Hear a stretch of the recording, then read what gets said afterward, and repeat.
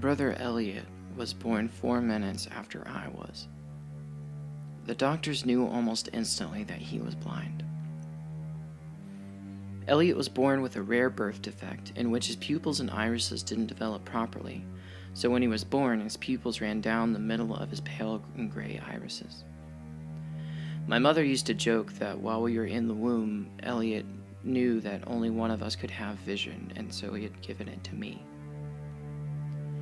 We had a decent childhood together. I'd help him with a lot of physical things, and he would help me with more academic challenges. Elliot loved to read. He loved Braille books because he felt that Braille was a language that unlocked doors to imaginary places. Elliot would politely remind other kids that just because he didn't see their world didn't mean that he didn't have an imagination. It wasn't until we were about 14 years old when he started to have problems. In the middle of the night, my parents would catch him sleepwalking through the house with a kitchen knife. Some nights, he'd even have waking nightmares that would make him cry. One night, at around 2 o'clock in the morning, I woke up to him crying softly. I'd asked him what was going on and if he was all right. Elliot slowly got out of bed and tiptoed over to my bedside. He looked me right in the eyes and told me something that I'll never forget. "I can see in the dark, and I'm the only one that knows we're in danger," Elliot whispered to me before sneaking back over to his bed and laying back down. At first, I thought he was talking and sleepwalking through a nightmare. The doctor said he'd never be able to see, so I thought it was another bad nightmare. Elliot convinced me the next night, though. "I know you don't believe me. I can prove it to you," he said from across the room. Elliot got out of bed and came to my bedside. He asked me to follow him to the bathroom. I got out of my bed and followed him down the hallway. I reached for the light, but before I could reach the switch, Elliot stopped me. "I can't see in the light. It needs to be dark so you can see it too. You'll see it in the mirror," he said. Elliot pointed right at the mirror. When I looked in the mirror, I saw the reflection of our shower curtain. The shower curtain had a semi-transparent square pattern, and behind it I saw the silhouette of a man or a creature. It was shriveled up in the corner of the tub, shivering with teeth that chattered. "Please tell me you see it," Elliot quietly begged. "I see it, Elliot. But what is it?" I whispered. "The Nightmare Man. He makes you see things that you don't know are real or not. He's the reason I had the knives," Elliot told me. "Elliot, he can't be real," I tried to reason. Before Elliot could reply, we both heard a grotesque voice come out from the Nightmare Man. "You'll never know what's real. You'll never know what's real. Never, never, never. You'll tell them all. Oh, you'll tell them all about me, but they will never believe you." What do we do?" I asked Elliot. He slowly took out a large kitchen knife that was tucked underneath the band of his pajamas. "Turn around and attack when I say," he instructed. I waited for his signal, and when we gave it, we both turned around and attacked the creature in the tub. I wrapped the shower curtain around the Nightmare Man and tackled him into the tub. Elliot began stabbing furiously at the body wrapped in the shower curtain. He struck my arm a couple times, but I didn't care. We stabbed, we punched, and we screamed until the lights came on and blinded Elliot. "What's going on? I can't see!" Elliot screamed. I looked up to see our father in the doorway of the bathroom. "What the fuck are you two doing? Sam, are you all right? You're bleeding. What did Elliot do to you?" my father yelled, followed by my mother joining in behind him.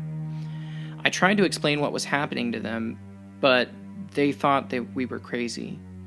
The next day, they had admitted Elliot into a psychiatric treatment facility. The doctors considered him a threat to our safety because of his hallucinations.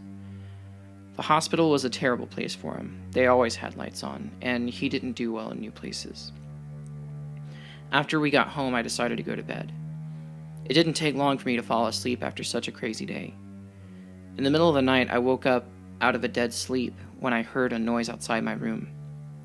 I heard something whispering outside my door. At first, it sounded like fingernails deeply scratching a wooden floor, until I realized what was being whispered. Poor thing, indeed. He'll never know what's real. Never. No one believes him, and they never will. I can't wait to show him when he returns. He'll return and leave until he dies or kills someone. Maybe the others slip by. That'd be fun. The Nightmare Man would say between chattering teeth as he paced back and forth outside of our bedroom.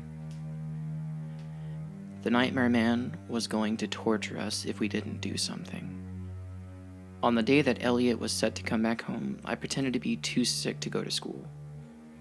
Once my parents left for work, I went around the house and gathered everything that I could find to use as a weapon and hid them underneath our beds.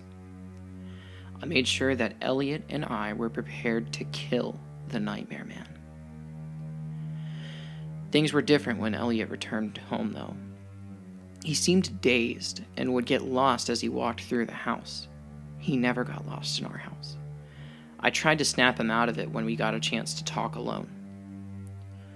"We're going to take him down tonight," I told him. "Who is he?"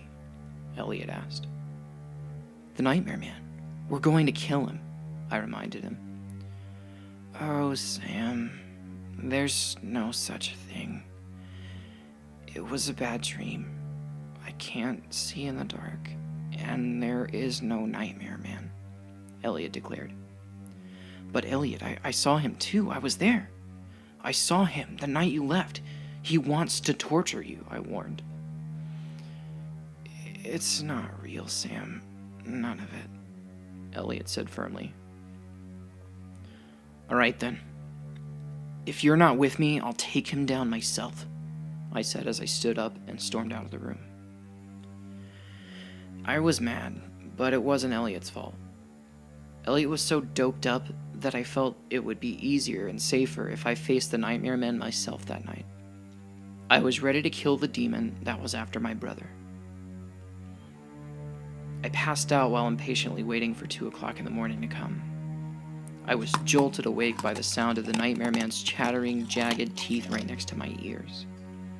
As soon as I snapped out of bed and scanned the room, the Nightmare Man was nowhere to be found. But he made sure that he was heard. His obsessive whispers came from the bathroom. Elliot looked like he was still in a deep sleep.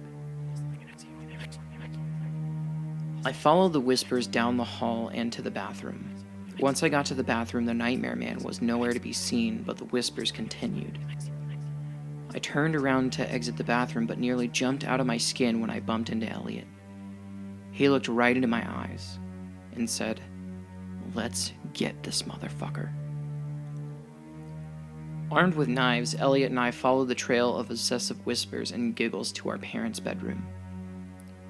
We opened the door to discover the Nightmare Man was standing over our parents and was about to tear them apart with his claws.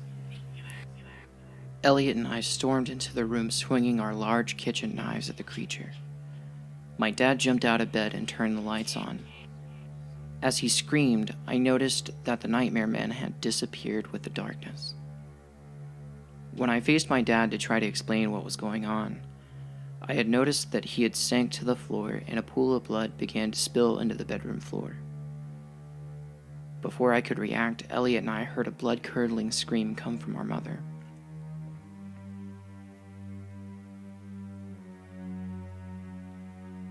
Elliot and I were arrested and charged with murder. He's serving time in a prison across the state. If you ever hear the Nightmare Man in your bathroom, don't go after him. He's not real, and he won't ever be real when you attack him.